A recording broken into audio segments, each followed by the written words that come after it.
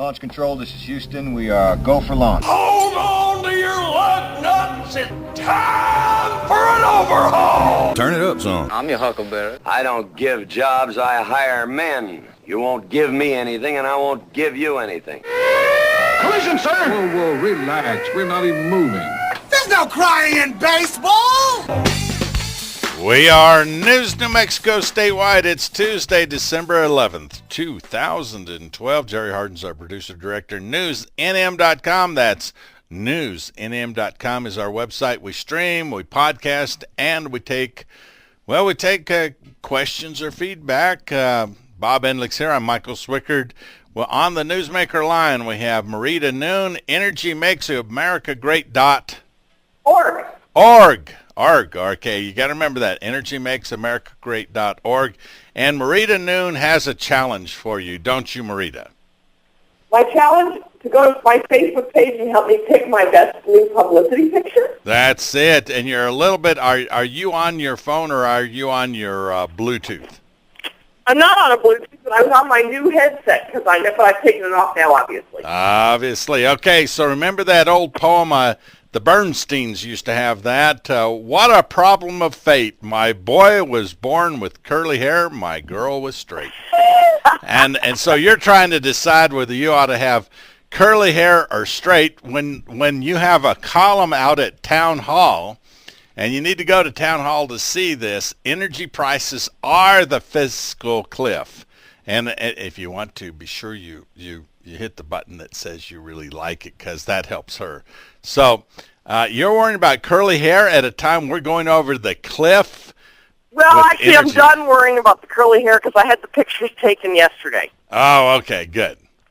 But good. Now you can go to my Facebook page and you can help me decide which of the 6 I should actually use. Okay. I can't decide. Oh, really? Okay. Yeah, I did curly hair. All right, curly hair. Well, anyway. But yes, I am worried about such trivial things as curly hair or not. At a time when the entire country is headed off the fiscal cliff. There you go. They're going off. But you know what? The fact that the country is as screwed up as it is, yeah, ensures me job security. So I figured I'm going to be doing this for a while. I better get new publicity pictures. All right. Had Romney won, I thought I might have been out of a job. There's an important. Let's transition to what you're writing about, and you make this statement here that is pretty cool. Energy costs are a drag on the economy. Is that true?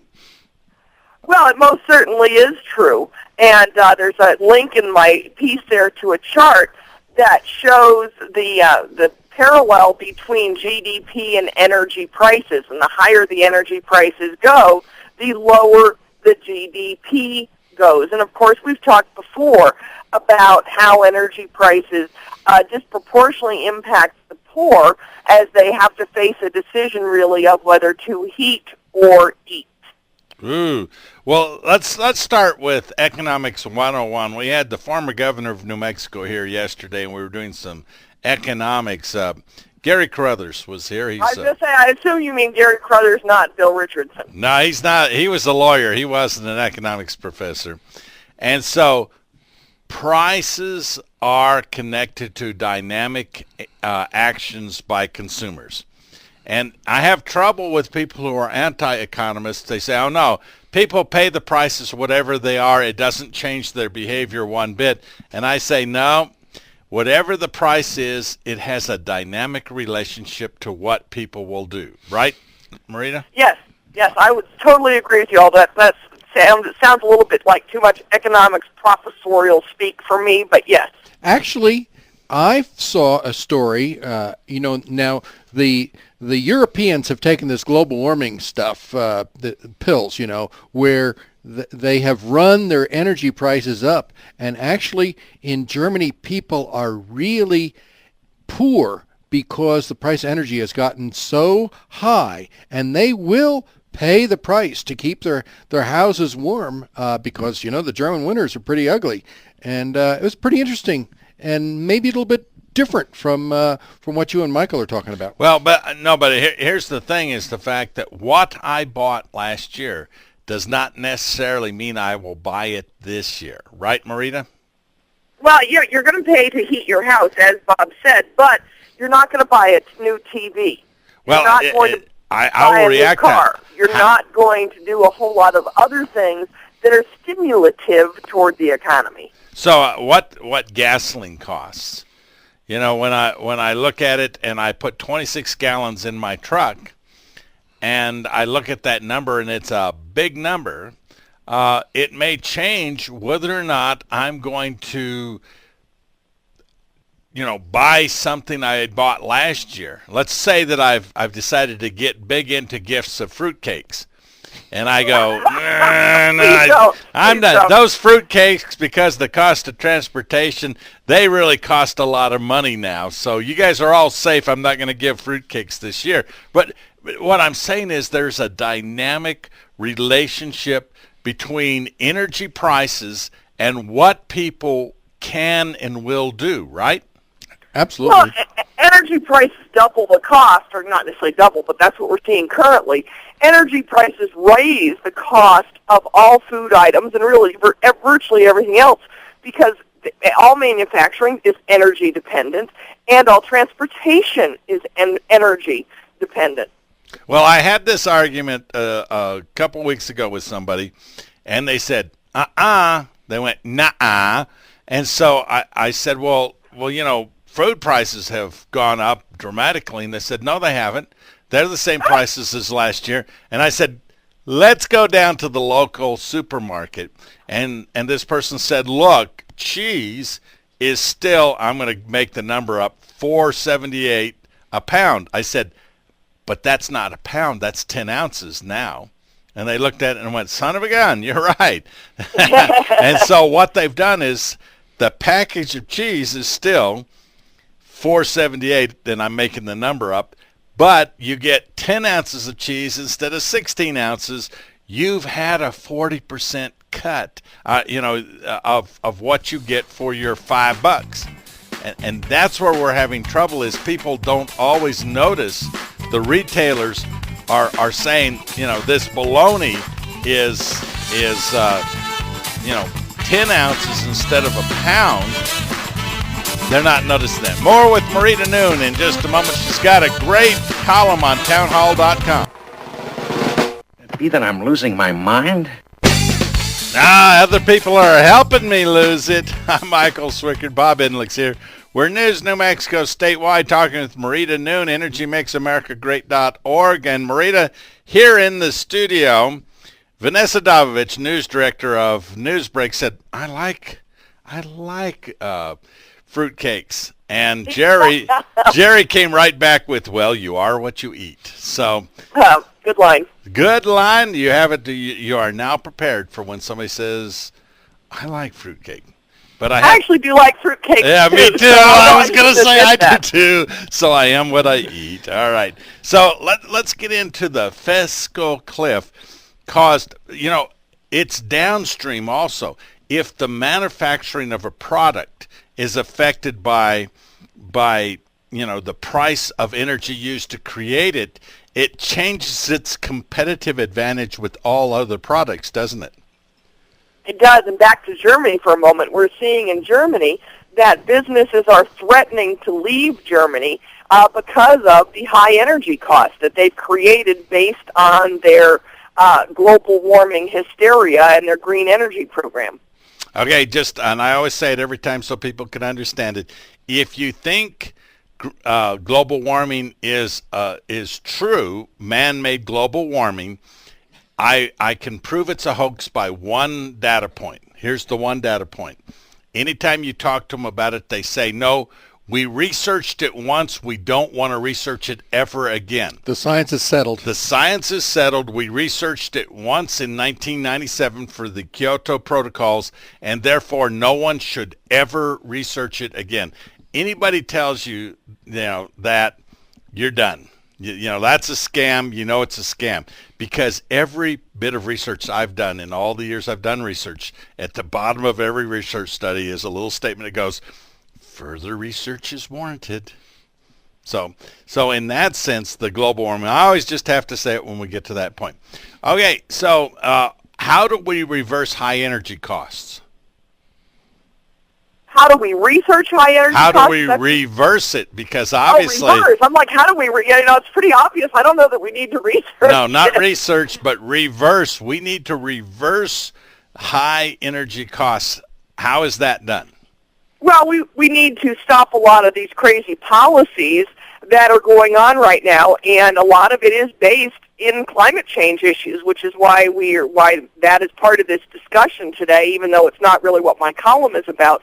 But a lot of what is being pushed in Washington, D.C. right now is based on the idea that climate change is a man-made crisis caused by human beings burning hydrocarbons, and therefore we need to do everything we can to stop burning hydrocarbons, even though it will ruin the economy of the entire global world.